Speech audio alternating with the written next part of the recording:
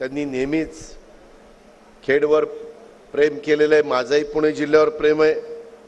त्यांनी मला नेहमी आपलं मानलं।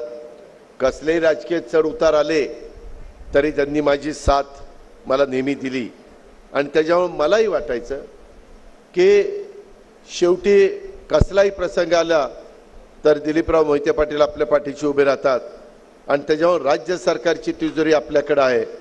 त्याच्यामुळे त्यांना त्यांच्या मतदारसंघाच्या विकासाच्या करता जो काही निधी लागेल तो निधी आपण कमी पडू द्यायचा नाही हे मी सतत डोळ्यासमोर ठेवलं।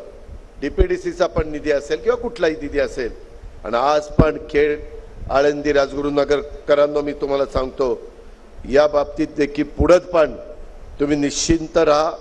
चाकण परिसराच्या विकासासाठी किंवा राजगुरुनगरच्या किंवा आळंदीच्या किंवा या मतदारसंघाच्या कधी तुम्ही अर्ध्या रात्री जरी मला हाक मारली तर मी तुमच्याकरता निश्चितपणे तुमच्या हाकेला ओ द्यायला तयार आहे।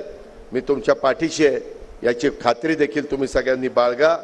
राज्याचा अर्थमंत्री पालकमंत्री या नात्याने राज्य सरकारच्या माध्यमातून जिल्हा नियोजनाच्या माध्यमातून पुण्याच्या चाकण सर्वांगीण विकासाच्या करता मी काम करतोय। दिलीपराव प्रयत्न करतायत।